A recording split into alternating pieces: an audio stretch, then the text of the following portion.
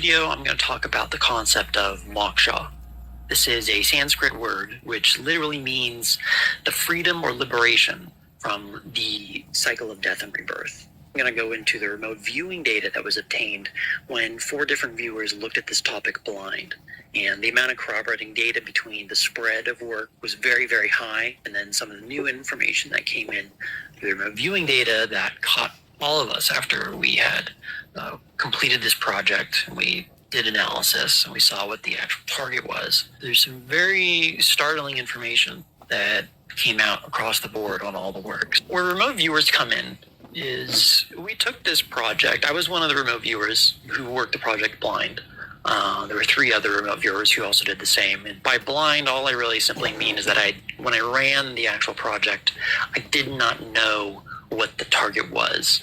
So there's a project manager who sends out to the different viewers just a randomly generated number. And then when we sit down to do the remote viewing work, our unconscious mind has no problem tracing that number back to the associated project, which is Maukshaw. So it's a way that allows me as a viewer and any other viewer when operating blind to, since I don't know what it is I'm remote viewing, all my biases or information that I might have read about or books about the topic, it keeps it all out because I have no idea what I could be remote viewing. So it's a way of kind of taking a step back and keeping the data a little bit more clean. It's one of the fairly standard remote viewing protocols is that you really want to run projects blind whenever you can to kind of secure the integrity of the information.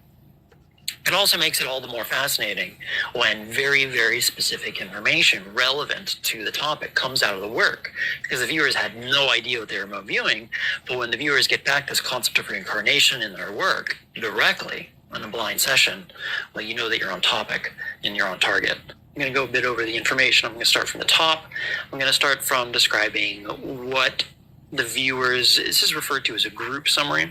So I'm taking the work that is agreed upon across the session work for the most part, and then describing first the site was the first information that we get when describing Maukshaw. And then there's a lot of context that came in through this project.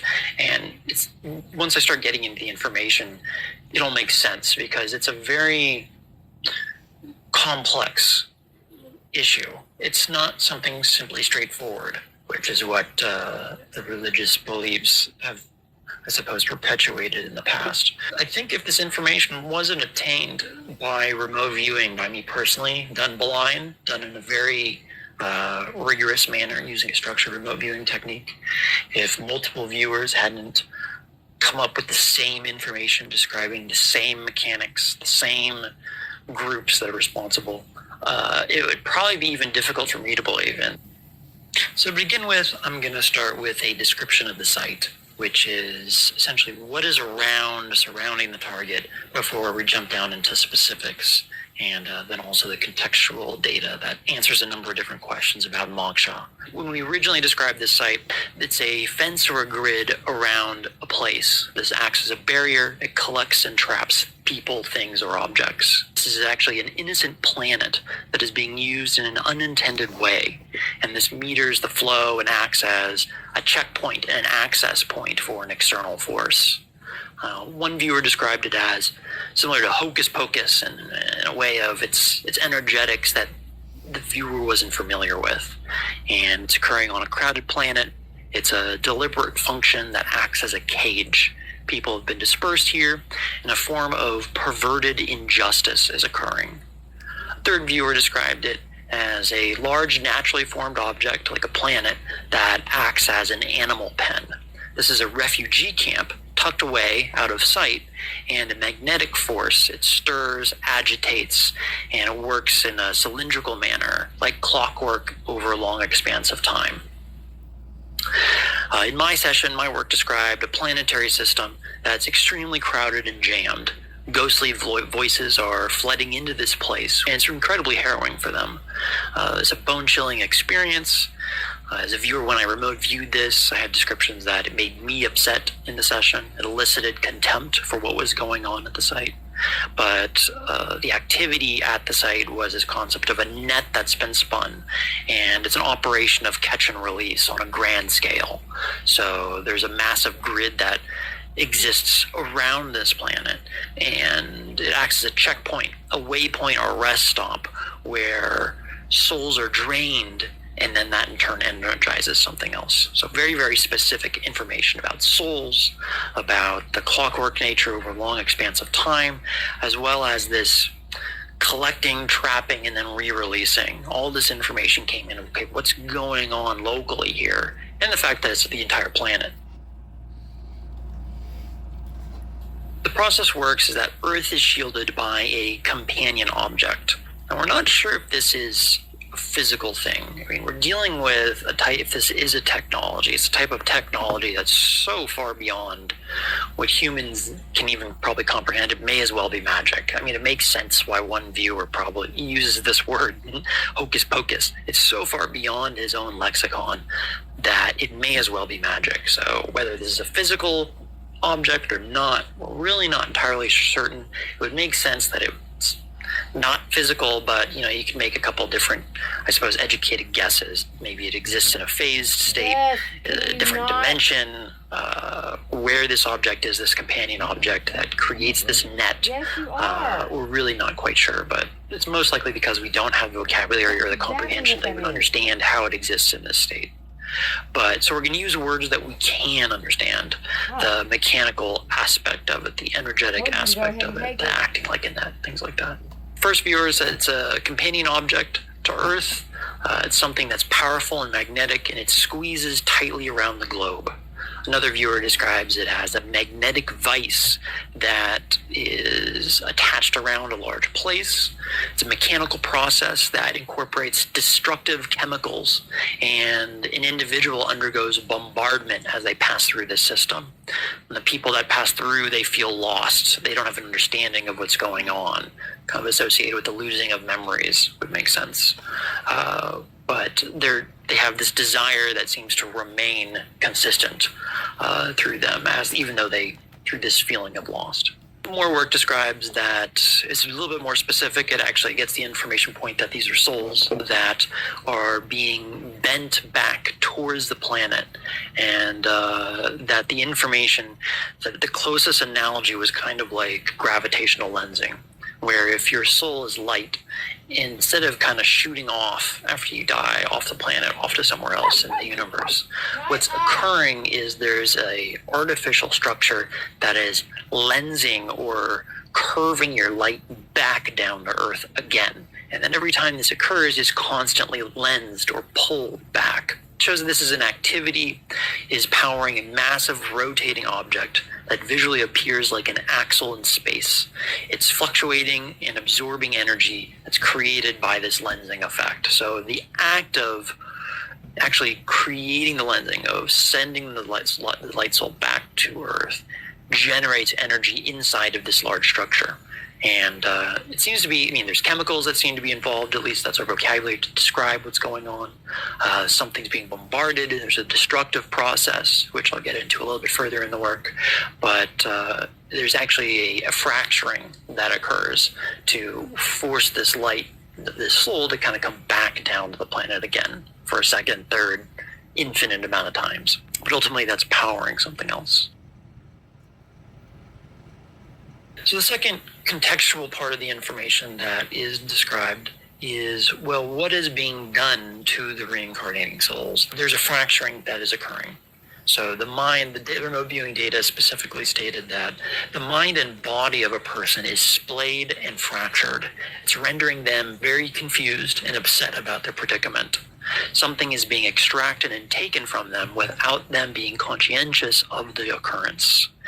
The analogy that was used in the work is that of bees in a box, or like a harvest of honey from bees, and that there's a honeycombing. This is kind of the trapping within the mesh that's occurring, that's going on, and then there's a third party that comes in, extracts honey out of this box, this bee box, takes it for some other purpose, and then puts the bees back into the box.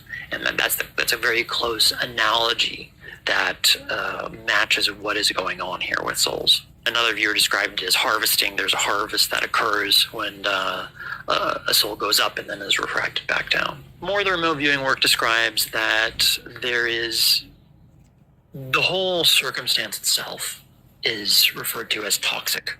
The number of souls, the amount of individuals that are reincarnating on this wheel is that creates an instability that is required for this alchemical process.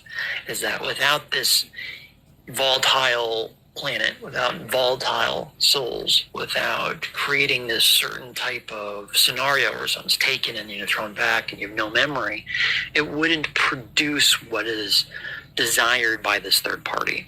The crowded state of Earth and the number of souls here is required to create an optimal environment to extract what's desired. The confusion and anger caused by the confinement feeds into this process.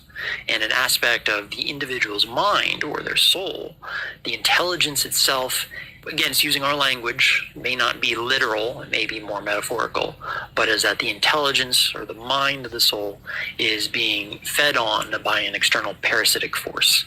And there are drawings of this in their remote viewing work that were not particularly pleasant. They're slightly grotesque. And when the descriptions of this type of thing that was doing this process, it was that were used to associate as it was something that's warped, sadistic, and twisted. That's actually doing this process.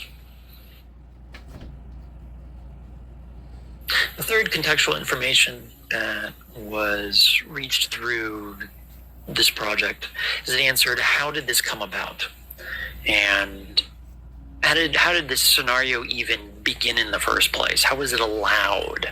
You think of if say there are forces that are beyond the planet that have the ability to affect what's going on here. How could they have let this happen? How unjust is the universe, or is it all just unjust? And the information was in the remote viewing data that hinted at and described what actually occurred that allowed this to manifest. What is described is that historically, in the past, is that the planet was viewed with extreme envy by an external force, and that there existed a time here where reincarnation did not exist, where there was life here, but when these individuals or when life forms died here, they weren't trapped here. They were able to leave. But the planet itself was viewed with a significant amount of envy by this outside force. And what occurred, we simply describe as a massive war. There was massive explosions. There was a huge force that was met with resistance in this particular place in the universe, and the fate of a planet was decided. Ideas of destiny, a massive war that occurred place, battle scars on the surface of the earth, things like that. But ultimately, it came to a conclusion. The period of time or the expanse of time we're really uncertain of as far as what the remote viewing data is saying. But ultimately, at the end, an armistice resolution was reached. And then there was an agreement made that both opposing sides, for a period of time at least, that there would be a truce. However, those that wanted to protect this planet, to prevent the group that looked at this place with envy, lost. They were unable to prevent the outside force, and there was a sense of something was given up. And what was given up was, part of what was given up in this massive war was Earth. And so this is why we think that it was a much larger conflict that just had to do with this even solar system. And there was a treaty that was signed, and it was like, okay, well, we'll give you this, but you can't touch any of this other stuff over here. And there's an agreement. Part of that agreement, part of that signage, if you will, on that treaty was they signed over their protection or whatever it was, that their right to keep Earth the way it had been previously to the way we know it now. They signed it over to, okay, you can take Earth to this outside party that looked up on it with envy. But ultimately, the reason it came about was conquest. As that there was conquest by an external third party that came in through domination, brought about what exists here today. The fourth piece of contextual information that the project of Maukshaw was able to describe was, how does one achieve Maukshaw? And while this specific aspect was not something we went too deep into, even though Maukshaw is the liberation from this. Because of the way that a topical remote viewing search is set up is it tries to get as much information or surrounding the idea. And so we could have just completely focused directly on, okay, well, how does one achieve Maukshaw? But we got a lot more information than just that. But the information we did get, it shows a couple different things.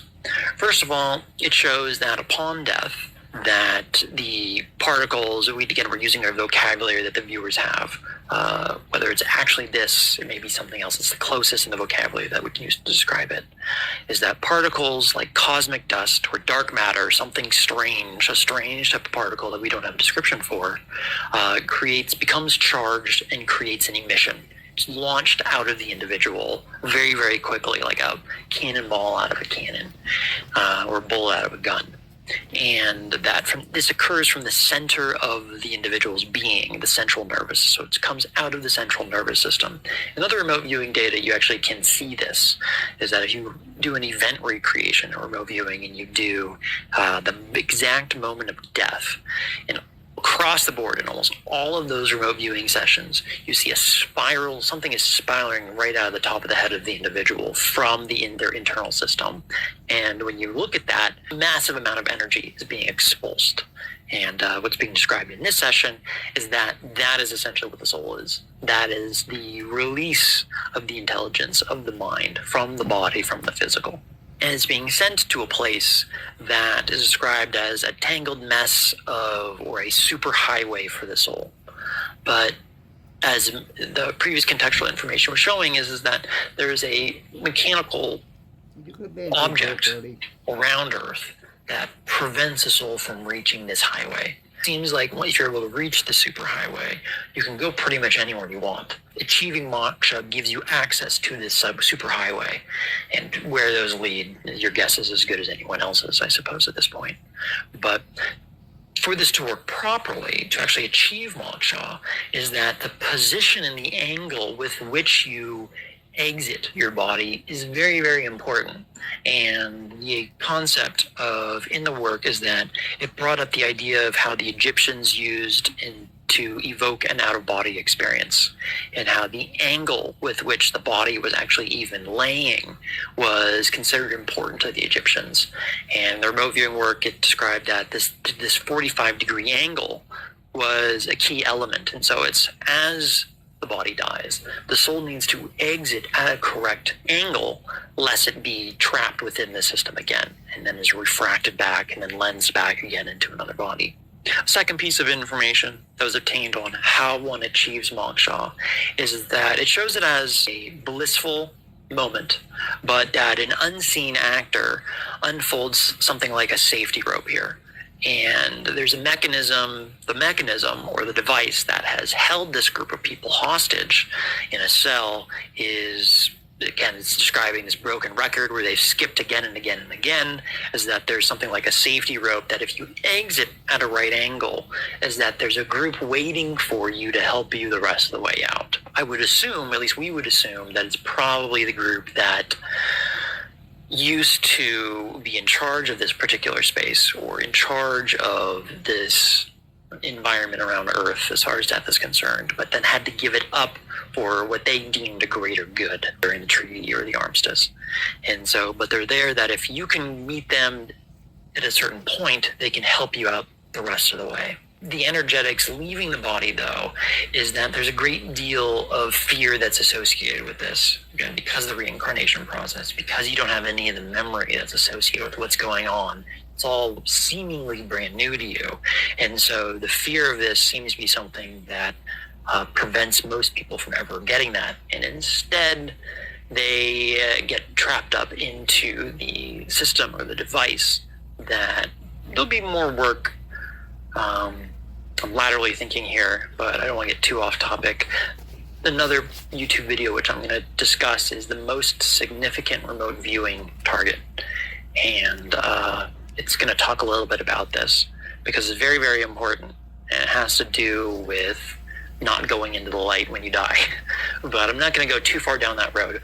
But it seems that because of the fear from when you die, that and needing to exit at a certain angle to find that kind of safety rope where someone's there waiting for you to help you get the rest of the way out prevents most people from actually reaching it.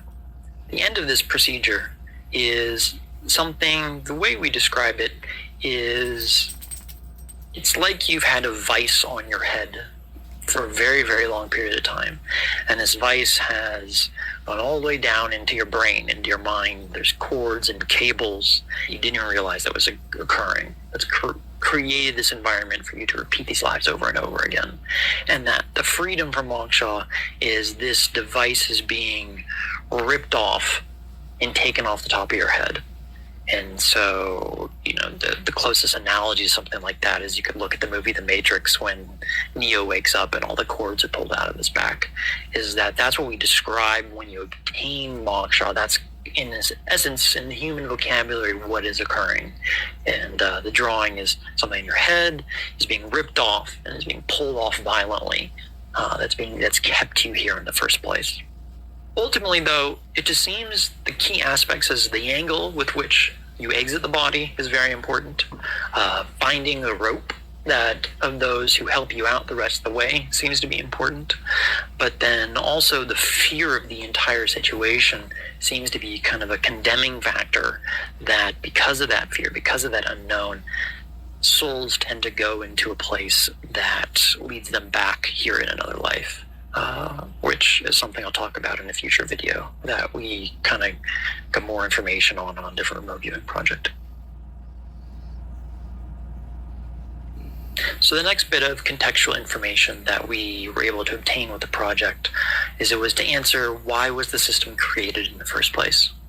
And this remote viewing data points to the system on Earth, and that it's just one tiny component in a much larger system. It's minuscule. It's a much, much larger operation. And it describes that we are part of a funnel, and it's a slough or a state of moral degradation or spiritual dejection in a manner, and that the system encircles us, and that its proponents have cast a wide net, not just here on this planet. And the advocates or the torchbearers of this system, whether or not it's exactly these things, against the viewer's vocabulary, I really have to stress this. So it's like this, but those who advocate and perpetuate this system, the closest vocabulary in the viewer's own words is that these things are like demons.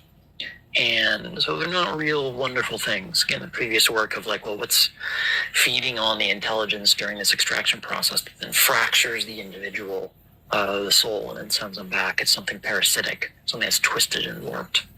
But the work describes that they have put man in this cage, the mind in this cage, and that wars of men, anarchy, destruction, societal overthrows, cyclical revolutions that occur down here all fuel the system that actually keeps us entrapped.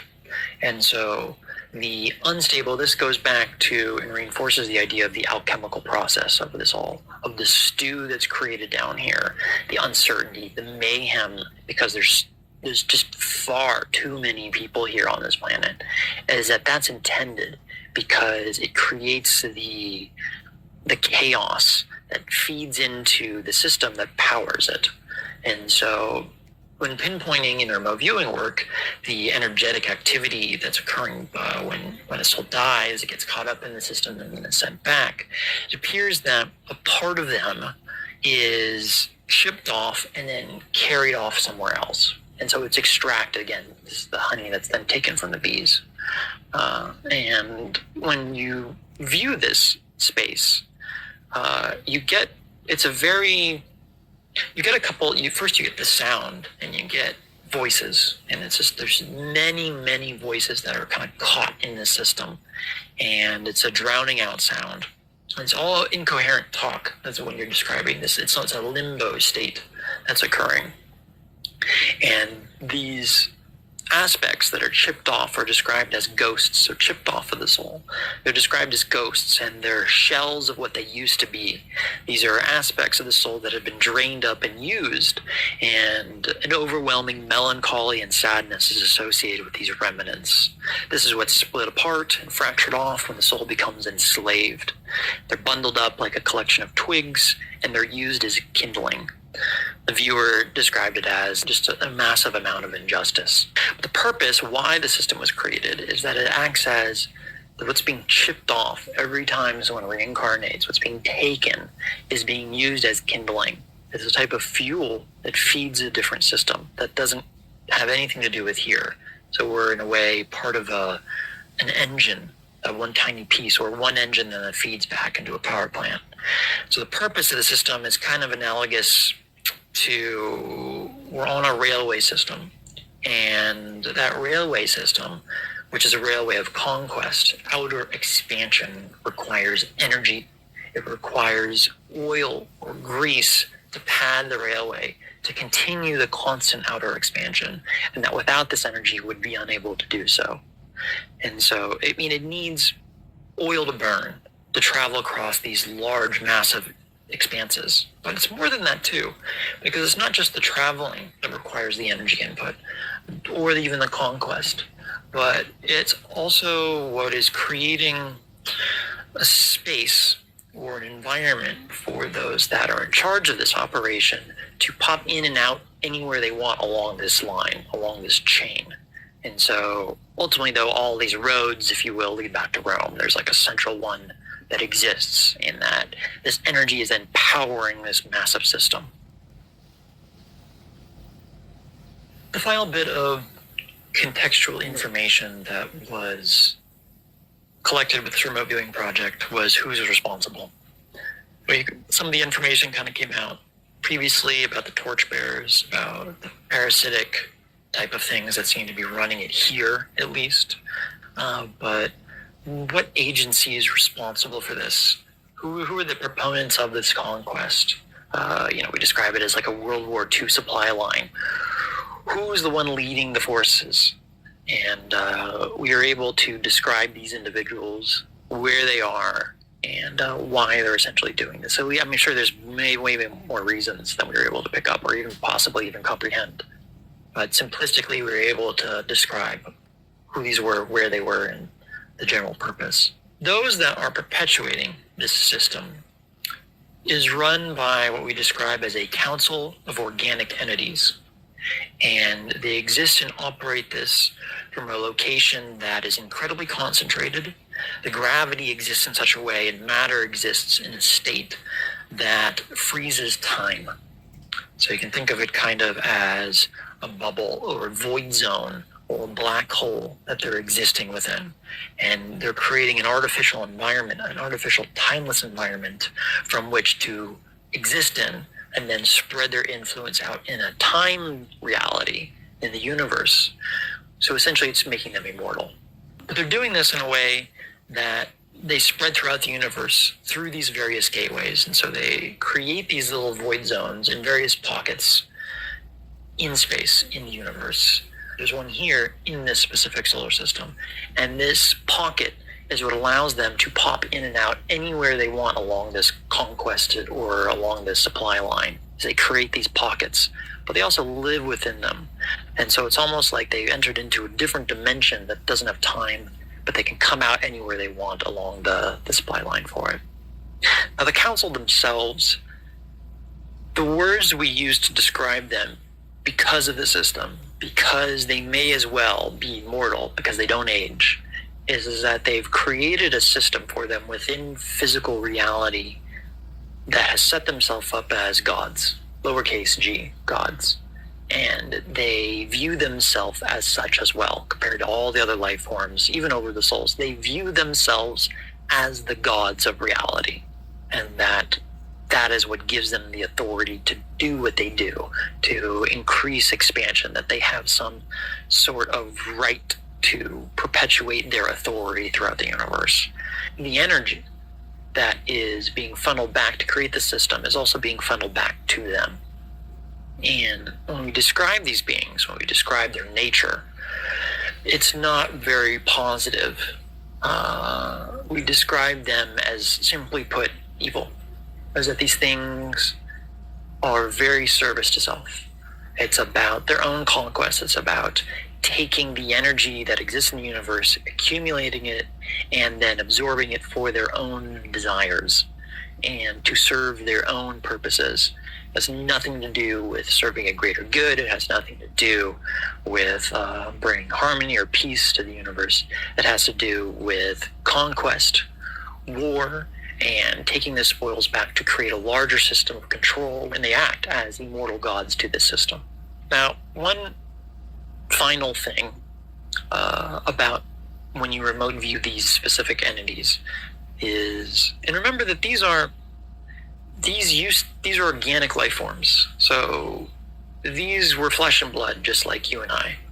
But through their technology, whatever you want to call it, they created an environment for themselves that they are no longer biological. They may as well not be, because they exist in this timeless reality. With or without bodies, we're not sure.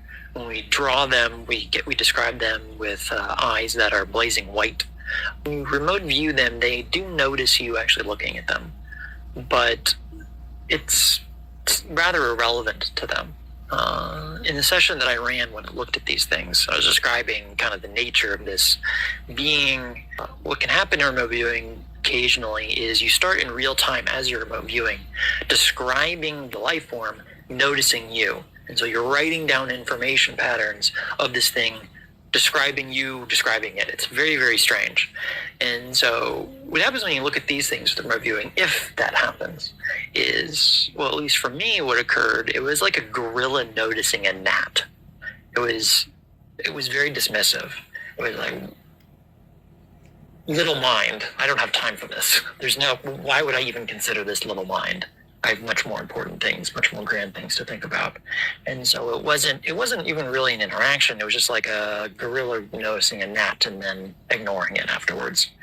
And so it simply shows, either whether it's the level of ego or whether it's the level of, the truth to the situation, that these things operate in a place and on a plane of consciousness that so far surpasses where we are as humans on this physical plane. That's not even worth the time. Even think about us looking at them. That's not even a concern. But these are things that they used to be physical. They used to be organic beings. But through technology, through consciousness technology, they figured out a way to set themselves up to live forever, so they don't die. And from that space, they have an outward expansion of conquest in the universe to perpetuate a system of control, to perpetuate a system of cages around planets that keep souls locked and trapped there, so that every time they die, they have to go back, and then there's a cutting off or a fracturing off of that soul that then is collected into like a bundle of twigs to feed the system, to power the operation. And so souls are being used as kindling, is being used as coal for this system. And that while there may be other reasons that the soul may decide to jump into this system, like maybe even willingly put themselves in a situation, it's not the soul on this planet is not one that doesn't come without extreme dangers, because it seems that every time you die, there's a part of you that's lost and is fractured. And so reaching Maukshaw is a very significant and important thing. Maybe the soul originally, I'm just speculating here at this point, your soul or my soul, we came here to learn something. But if you're stuck here for too long, is that you become so fractured that the ultimate end of that is something that's like a ghost. It's something that's used up. It's something that has lost its energetic potential.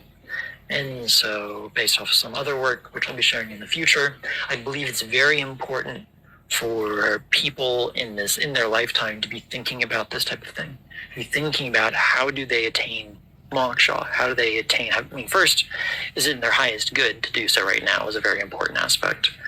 Being able to have a dialogue with your higher self is very important. Is this the life where attaining Maukshaw or pursuing it is important?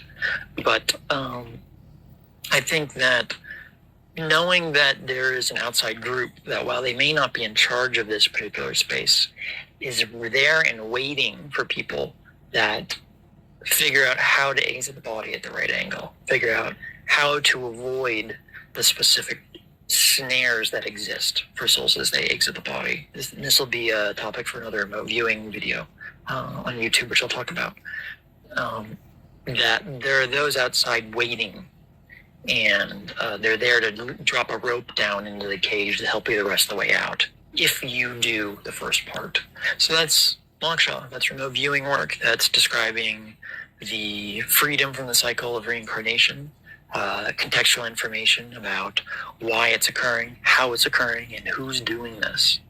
And I think it gives a little bit of perspective that there's a much larger game that's being played here, and Earth is just one tiny part of it, and we're not the center of the universe. We're just one tiny aspect on a very large board that seems to go back and be funneling into a system of fight, if you will, on a cosmic scale of the fight between good and evil.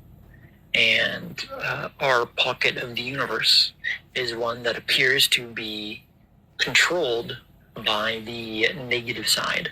Its authority, it has its system, exerts power and control over this specific pocket in a way that keeps people entrapped here, enslaved here. And so these ideas that you may have read about in the past, a prison planet, seem to fit. Is that it fits the reasons for it don't seem to match up a lot of the other things that I've read about why this has occurred. But who's doing it? The remote viewing data very clearly kind of points to that idea that souls become entrapped here, and then they are harvested here again and again like bees for honey.